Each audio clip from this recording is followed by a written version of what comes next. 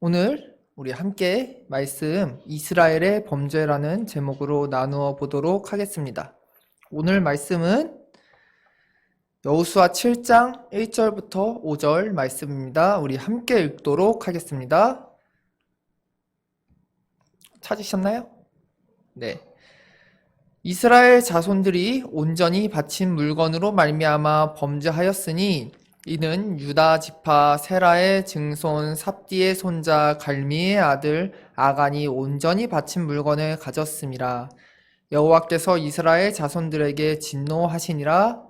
여호수아가 여리고에서 사람을 베델 동쪽 벳 아웬 곁에 있는 아이로 보내며 그들에게 말하여 이르되 올라가서 그 땅을 정탐하라 하매 그 사람들이 올라가서 아이를 정탐하고 여호수아에게로 돌아와 그에게 이르되 백성을 다 올라가게 하지 말고 2~3천 명만 올라가서 아이를 치게 하소서. 그들은 소수이니 모든 백성을 그리로 보내어 수고롭게 하지 마소서 하므로 백성 중 3천 명쯤 그리로 올라갔다가 아이 사람 앞에서 도망하니 아이 사람이 그들을 36명쯤 쳐 죽이고 성문 앞에서부터 스바림까지 쫓아가 내려가는 비탈에서 쳤으므로 백성의 마음이 녹아 물같이 된지라. 아멘. 오늘 우리 이제 여호수아 7장 말씀으로 함께 우리가 말씀을 나누어 보겠습니다. 오늘 본문은 이제 우리가 어제 함께 나누었던 여호수아와 이스라엘 민족이 여리고 성을 함락시킨 이후의 이야기입니다. 이들은 여리고 성을 함락하면서 그들의 능력보다는 하나님과 함께 하는 데에 더 힘을 썼습니다. 그 결과 이스라엘 민족은 피를 흘리지 않고 여리고 성을 함락시킬 수 있었습니다. 그리고 이제 오늘 본문 6장에서는 그와 6장이 아니라 이제 오늘 본문 7장에서는 6장과는 정반대되는 이야기를 볼 수가 있습니다. 우리가 여호수아 7장 1절을 보면 아간이란 사람 때문에 전쟁에서 졌다고 생각하기가 참 쉬운 것 같습니다. 성경은 분명 하나님께서 아간의 행동으로 진노하였다고 쓰여 있긴 합니다.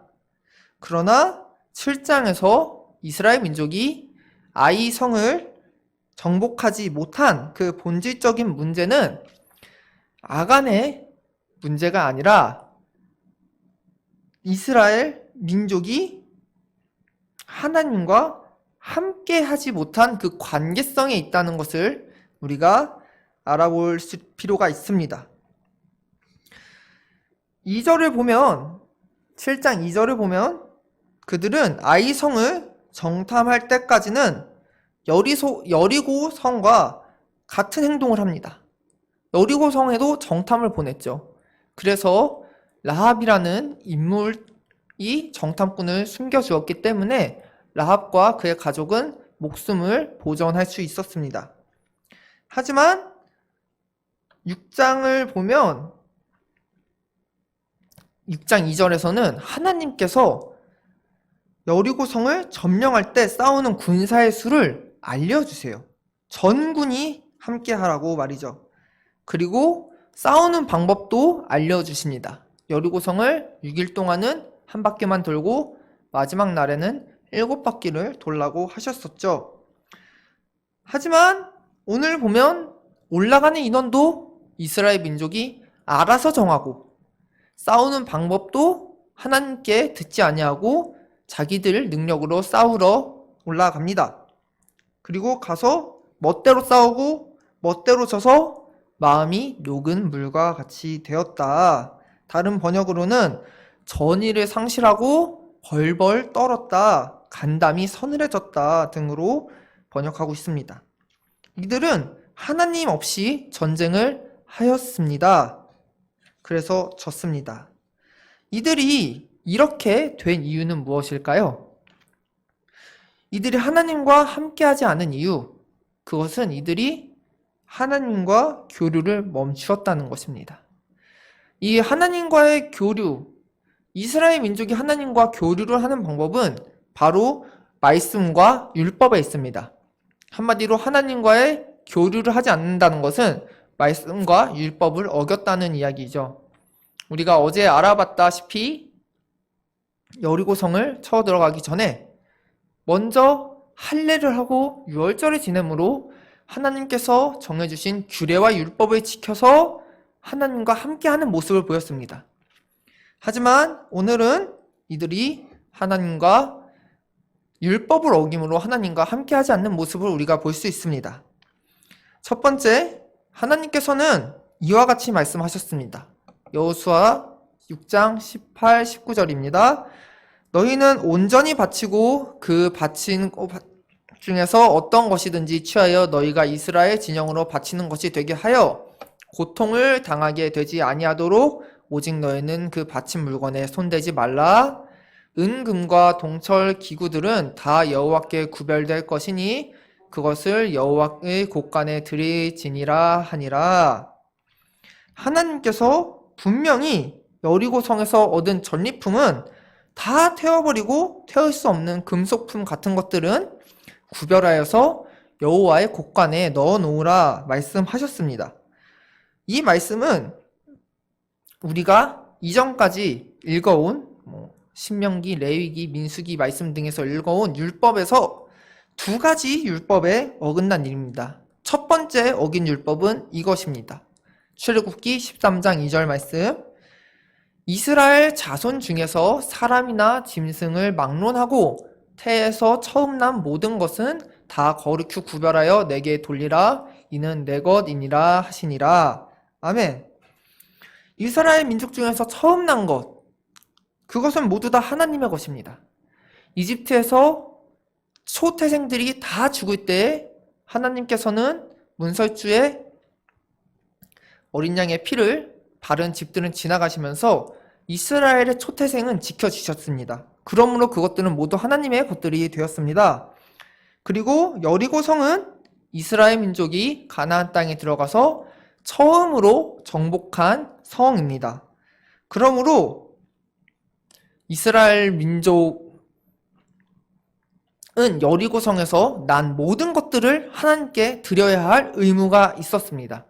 여리고성에서 난 모든 것들은 이스라엘 민족의 것이 하나도 없었고 오직 온전히 하나님께 드려야 하는 것들이었습니다.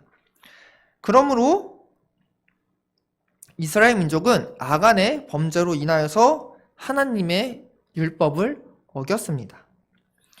두 번째 이스라엘 민족이 어긴 율법은 무엇이냐면 지속적으로 율법 말씀, 규례를 암기하고 우리 뇌리에 새겨나가는 일을 하지 않는 범죄를 하였습니다. 물건을 훔친 것은 아간입니다. 하지만 그게 이스라엘 전체의 범죄가 된 이유도 이 이스라엘 사람들이 하나님의 율법을 계속 반복하여 새기는 일을 게을리하였기 때문입니다. 하나님께서는 이스라엘 민족이 규례를 가까이 할 것을 명령하셨죠. 신명기 6장 말씀입니다. 오늘 내가 내게 명하는 이 말씀을 너는 마음에 새기고 내 자녀에게 부지런히 가르치며 집에 앉아있을 때에든지 길을 갈 때에든지 누워있을 때에든지 일어날 때에든지 이 말씀을 강론할 것이며 너는 또 그것을 내 손목에 매어 가오를 삼으며 내 미간에 붙여 표로 삼고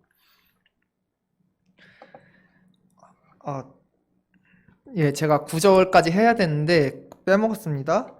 또 내 집 문설주와 바깥 문에 기록할지니라. 아멘.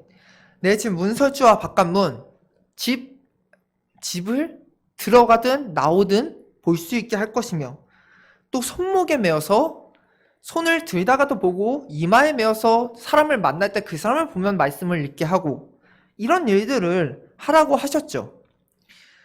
이렇게 할 정도로 그 정도로 아주 강박적으로 하나님의 말씀을 항상 보고 기억하고 외우는 일에 힘쓰라고 하나님께서 명령하셨습니다.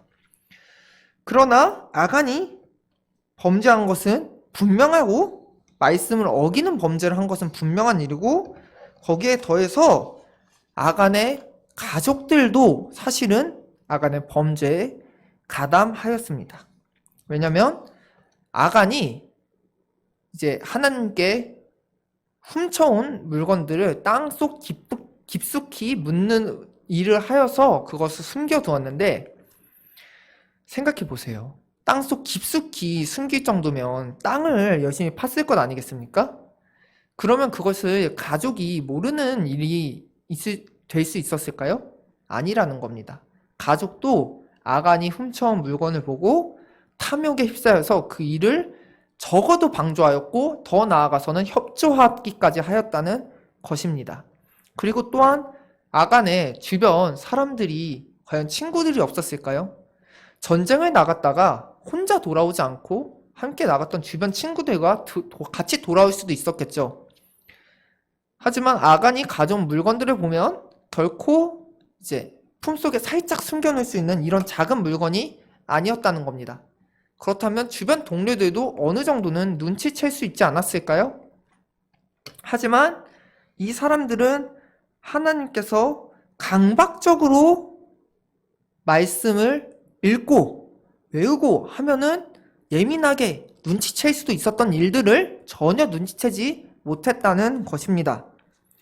그러므로 이는 곧 이스라엘 민족의 어떤 일부분일지라도 율법을 매일같이 읽고 외우고 지키는 일에 게으른 모습을 나타내었다는 것입니다. 그렇기 때문에 이 사건은 아간 개인의 범죄적 일탈이 아니라 이스라엘 민족의 범죄가 되었고, 그래서 하나님께서는 이스라엘 민족에 진노하신 것이고, 그래서 이스라엘 민족이 전쟁에 나가서 졌다는 것입니다. 그리고 하다못해 전쟁에 나가기 전에 하나님 우리가 이번엔 어떻게 싸울까요? 하고 기도라도 해봤으면 하나님께서 내가 볼 때는 너희가 나가서 지금 싸우면 질 것이다. 너희 중에 범죄자가 있기 때문이다 하고 알려주시지 않았겠습니까? 그 어떠한 과정도 없이 이들은 하나님의 율법과 규례를 어기고 범죄하고 하나님과의 관계, 교류가 약해지고 그리고 그 상태로 싸워서 나가서 자기들 뜻대로 자기들의 마음에 맞는 대로 싸워서 져서 그 마음이 녹아 물과 같이 되었다는 겁니다. 여러분, 모세가 신명기에서 율법을 강론한 지 얼마나 시간이 지났을까요? 1년이나 지났을까요? 1년도 흐르지 않았을 확률이 높습니다. 그런데 벌써부터 말씀을 마음과 내리에 새기는 일에 빈틈이 발생하였고, 그로 인해 이스라엘의 군사, 하나님의 소중한 백성 36명이 죽는 사건이 발생하였습니다.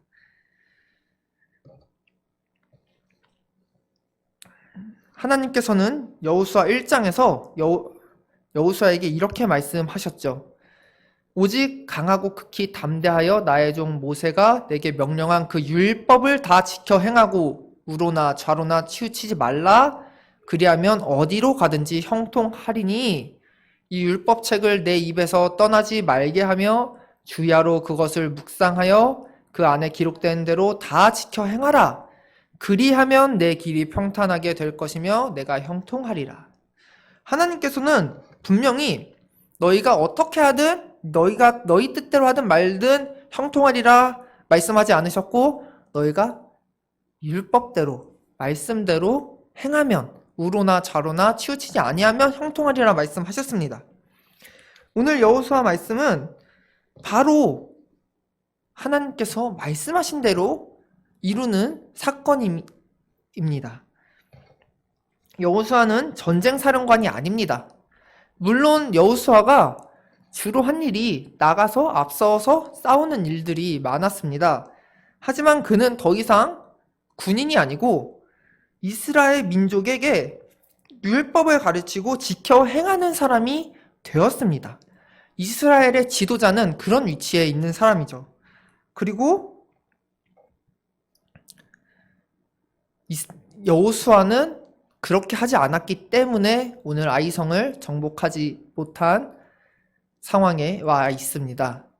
저는 우리도 오늘의 상황과 크게 비슷한 크게 벗어나지 않은 상황에서 살고 있다고 생각을 합니다. 우리가 하나님께 은혜를 받죠. 은혜를 받고 나면 마음이 편안해지고 우리 마음에 기세가 올라요. 나 요즘 괜찮은데? 잘 되고 있는 것 같은데? 하는 생각이 든다는 겁니다. 하지만 우리가 거기서 하나님이 은혜를 주셨다는 그 첫 번째 사실을 잊기가 굉장히 쉬워요. 우리가 잘 됐을 때 잘 된 이유가 내가 하나님과의 관계가 좋았으므로 하나님의 주신 생각과 하나님이 주신 능력대로 했기 때문에 잘 됐다라는 생각이 어느새 지워지고 하나님과의 관계는 뒤로 한 채 나의 뜻과 나의 힘대로 할 때가 너무나 많다는 것입니다. 하지만 우리는 이방 사람이 아닙니다. 더 이상. 하나님의 백성이에요. 예수 그리스도 십자가 보혈의 능력으로 우리도 이제 하나님의 백성이 되었습니다. 그럼 우리의 모든 일에, 우리가 하는 모든 일에 성패, 잘 될 것이냐, 잘 되지 않았느냐는 오늘 이스라엘 민족의 모습대로 하나님과의 교류가 얼마나 되고 있느냐, 하나님과 얼마나 친한 상태에 있느냐에 달려있다는 것입니다.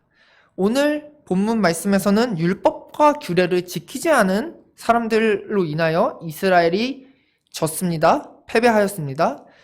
우리에게 주어진 율법은 무엇입니까? 바로 예수 그리스도이시고 예수 그리스도가 십자가에 달리심으로 우리가 성령을 받아 성령님의 사람이 되었다는 겁니다. 성령님이 우리 안에 내주하는 사람이 되었다는 겁니다.